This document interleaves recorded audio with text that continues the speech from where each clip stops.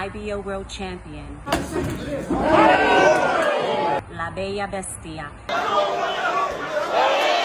coming to you to show my appreciation for the ring IQ. So if you haven't already, get guard, but wow, Howard, look at the strength. follow and subscribe Ring IQ and check out the relay where they cover today's top boxing news. Welcome to the motherfucking relay. We're covering today's top boxing news. Ow! Okay, we'll start with this, our continued weekend recap of all the action that took place this past weekend. On Friday, in the bantamweight division, reigning WBC champion Yuli Luna took on Jessica Gonzalez for the second time. 8 years from their first meeting, 8 years from their first... They first fought in 2014, something like 8 years ago. Jessica Gonzalez won a decision back in 2014. She didn't have that luck this past weekend, as Yuli Luna is now a lot more experienced. She's a more experienced fighter, a defending champion. That's what she did this past Friday, south of the border, successfully defending her WBC title against the very come-forward, very aggressive, very awkward Jessica Gonzalez, who she walked into several punches, walked into several shots. It's not that Yuli Luna didn't have to work for it. She was fighting on the move, fighting on the fly. Good looping right hands and very good short left hooks, mid-range to inside, though it's not like Yuli Luna didn't have to work for it. She did. Jessica Gonzalez did her best to try to make this a rough and tumble, rough and rugged kind of fight. Shoulder strikes in the clinch, fouling the reigning champion more than once. I think she was deducted 2 points for shoulder strikes. And even afterwards, she still continued to try for those shoulder strikes in the clinch, wearing the effects of the fight on her face. Badly bruised and frustrated, she wasn't having the same success in the second fight that she did in the first. Right into the fight, I saw Yuli Luna hurt Jessica Gonzalez at least 2 times. 2 times to where it looked like if Yuli Luna hits the gas, she could probably stop Jessica Gonzalez. But for one reason or another, she let her off the hook. She didn't close the show, though she did win a points decision. 1 wide on my card. Whatever success Jessica Gonzalez had in this fight, it was early on and it was short-lived. The most that I could give her was 1, maybe 2 rounds at the start. I had the reigning champion winning at least 8 out of 10 rounds. Yuli Luna effectively avenged the loss to Jessica Gonzalez way back when in 2014, this past Friday. I don't know what she's going to do now. There are 3 other champions at this weight. Here's Ebony Bridges holding the IBF, Jamie Mitchell holding the WBA, and Dina Thorsland, 2-division champion Dina Thorsland,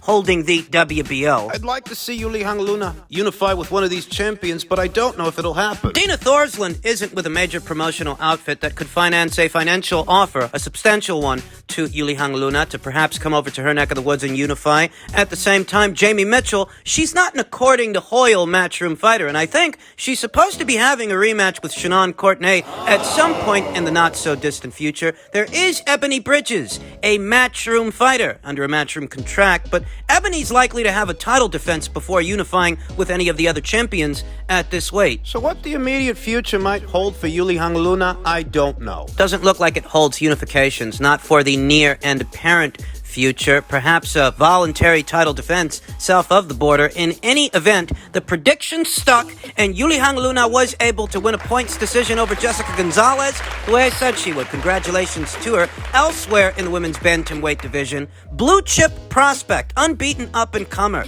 Melissa Oddessa took on Canada's own unbeaten McKenna Tansley in a battle of the unbeatens in Texas. And the fight worked out as I predicted. The fight worked out as I expected. I had Melissa Oddessa winning a points decision. And that's what she did, out hustling McKenna Tansley. Slipping and sliding, rolling and riding the punches, coming back with counter shots of her own, being light on her feet. I've maintained throughout that not all unbeaten fighters are created equal. Don't get me wrong, McKenna Tansley is a skilled fighter, a quality operator, but Melissa Oddessa, that's a blue chip prospect. That's what you're looking at. That's the kind of fighter that could go all the way. I'd give Melissa Oddessa good odds against any of the 4 champions in the bantamweight division. That's Ebony Bridges, that's Jamie Mitchell, that's Yuli Luna, who we just talked about, and Dina Thorsland. She advanced to a professional record this past weekend of 6 wins, no losses, and no draws. And bear in mind, ahead of this fight with McKenna Tansley, Melissa Oddessa hadn't been in the boxing ring, the squared circle, for about a year's time. It's been about a year since the Calista Salgado fight. Now, she has been fighting,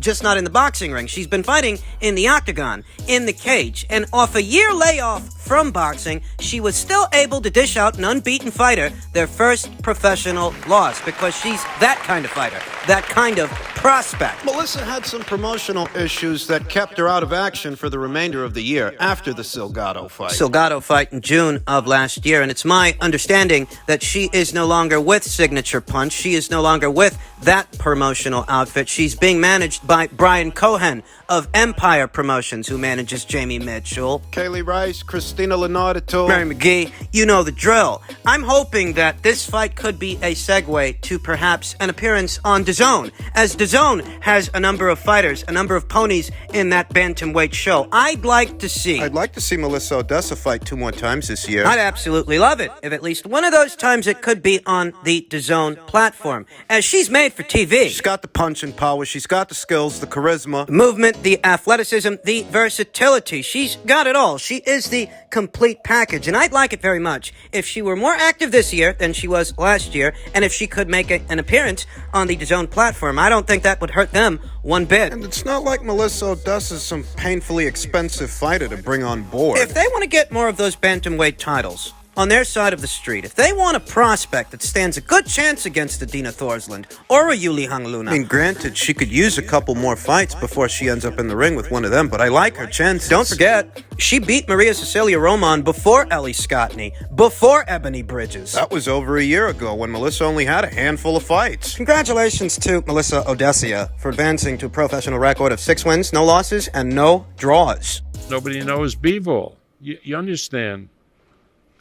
If a fighter fights his fights on, I call it dark zone, nobody watches. Well, I'd wager that more people watched Canelo Alvarez versus Dimitri Bivol than ESPN's pay-per-view last year involving Terence Crawford and Sean Porter. One pay-per-view sold a little over 133,000, and the other one on the app that nobody watches. sold 600,000. I mean, if ESPN is this megaphone that instantly results in big buys and big eyes, and where were those big buys and big eyes when it came to Crawford versus Porter? Where were those big eyes and big buys when it came to Fury versus White? What did that do on pay-per-view in the United States? Because that was a pay-per-view here. What did it sell, Bob? And there's also nothing backing it up, because if they fight on ESPN or Heyman's guys fight on Showtime, at least there's a megaphone talking about the fight. That's right. ESPN, ahead of last year's welterweight pay-per-view involving Terence Crawford and Sean Porter, that fight was talked about on ESPN, and it didn't result in big buys for the fight. Fury versus White was talked about on ESPN, but it didn't result in big buys for that fight. Here in the United States, it didn't. I mean, if what Bob is saying is true, and no one is subscribed to DAZN, and no one's watching, then how did a fight there outperform all the fights he's put on ESPN? Why did the fight on the app that no one watches bring in more buys than any of his fights? His fight's on ESPN. Fighters on DAZN, nobody buys, nobody subscribes to DAZN. It is the dead zone. Well, you could have fooled me, Bob, because last year Canelo Alvarez fought a little-known Brit that goes by the name Billy Joe Saunders here in the United States. And with that fight, they were able to draw 73,000 people. If nobody knows about the app and nobody knows about the fighters, how'd they draw that many people to that fight? What fights is Bob putting on here in the United States on the ESPN platform that would result in 73,000 people showing up? What fights are happening on ESPN? What fights is he doing that with here in America? You know, and like I told Haney when we signed Haney and he went to Australia to fight Cambosa, which we showed on ESPN. Welcome to the sunlight. You've been fighting in the dark. I think Bob's exaggerating when he says Devin Haney's been fighting in the dark. You know, very recently, DAZN put on the Katie Taylor versus Amandia Serrano fight, which did, in fact, draw more eyes to their platform than Haney versus Cambosos did to the ESPN platform. Not by much. Taylor versus Serrano drew about 1.4 million eyes to that fight. It drew 1.4 million viewers to the DAZN platform, whereas Haney versus Cambosos drew in about 1.3 million viewers to the ESPN platform. If what Bob was saying were true, those two sets of numbers for those two fights, they shouldn't even be in the same neighborhood. and I think it's the same problem in the UK. If what Bob's saying is true, there's no reason that the Taylor versus Serrano numbers should be in the same ballpark as the Haney versus Kambosos numbers, and yet they are. Granted that DAZN is a global streaming app, whereas ESPN and what numbers Haney versus Kambosos brought them, that really is just exclusive to the United States. Better still, Taylor versus Serrano brought more viewers to the DAZN platform. regardless of where those viewers came from, Taylor versus Serrano brought in more views for the DAZN platform than Haney versus Kambosos brought in for the ESPN platform. Don't give me the bit about Top Rank not promoting girls. They're promoting Michaela Mayer. Matchroom is promoting an entire stable of female fighters, and Top Rank is promoting unified super featherweight champion Michaela Mayer. Now, you tell me, whose fighter is more popular? Whose fighter is more well-known? Katie Taylor, who fights on the DAZN platform, or Michaela Mayer, who fights on the ESPN platform? Who's a bigger draw? Who draws more eyes to their fights? Has Michaela Mayer ever headlined someplace like Madison Square Garden in front of over 19,000 people? Has she ever done that? Have any of her fights ever drawn in 1.4 million viewers? Because according to Bob, they should have. Because nobody watches DAZN. Nobody is subscribed. So by all rights, if it's the way that Bob says it is, Michaela Mayer should be drawing more than Katie Taylor. Katie fights on DAZN, and nobody watches DAZN. So has Michaela Mayer ever headlined Madison Square Garden, fought in front of 19,000 people? Has any fight she's ever had since signing to Top Rank way back when in 2017, has any fight she's ever had, any fight, ever brought in 1.4 million viewers? At this point, it's childish petulance and cognitive dissonance. Cognitive dissonance, not just from Bob Arum, but from Leonard Ellerby and Lou DiBella, and to some extent, Oscar De La Hoya, because in case you haven't noticed, it seems that these guys have got a Planeteers kind of situation going on. Let our powers combine. Eddie Hearn is not a really good promoter. Eddie Hearns is like an amateur that has come in to the United States and has become the laughing stock of the United States. Talk to other promoters, talk to Mayweather, talk to Leonard Ellerby about Eddie Hearn. You mean Eddie Hearn's competitors? Like you're his competitor here in the United States, like Frank Warren and Ben Shalom. They're his competitors in the United Kingdom. You want I should ask them about Eddie Hearn to hear what? I'm supposed to expect you guys to say nice things about Eddie Hearn. I'm supposed to expect you guys to say nice things about the DAZN platform. For what reason would I ask Leonard Ellerby and Floyd Mayweather about Eddie Hearn? What would I be asking them about, and what would I be expecting to hear? If I let you guys tell it, nobody watches the DAZN platform, and yet the biggest names on either side of the Atlantic Ocean all just so happen to box on the DAZN platform. Canelo Alvarez here in the United States and Anthony Joshua over there in the United Kingdom. And don't forget the biggest name in women's boxing, Katie Taylor. Whilst the biggest name that fights under the Top Rank banner, Tyson Fury, is barred from entering the United States. We're a ways out from 2018 when DAZN debuted in America. And attempted to disrupt the market, which they very much did, and that's why there's this conglomerate of other promotional outfits all rallying together against Eddie Hearn. He's a joke. All he can do is write checks. Well, oftentimes the difference between making a fight and not making a fight is being able to write a check big enough that everybody's happy. How'd making that Terrence Crawford versus Errol Spence Jr. fight work out for you, Bob? How'd making that Manny Pacquiao versus Terrence Crawford fight work out for you, Bob? I remember they were looking to the Middle East for backing. Needless to say, all of that fell through. It didn't work out, whereas in the Middle East, that's where Anthony Joshua versus Alexander Usyk 2 is supposed to go down. What a difference a check makes. Rather, a 9-figure site fee that ensures a major fight, an important one, will happen. And give away money. I mean, why? I mean, that's stupid.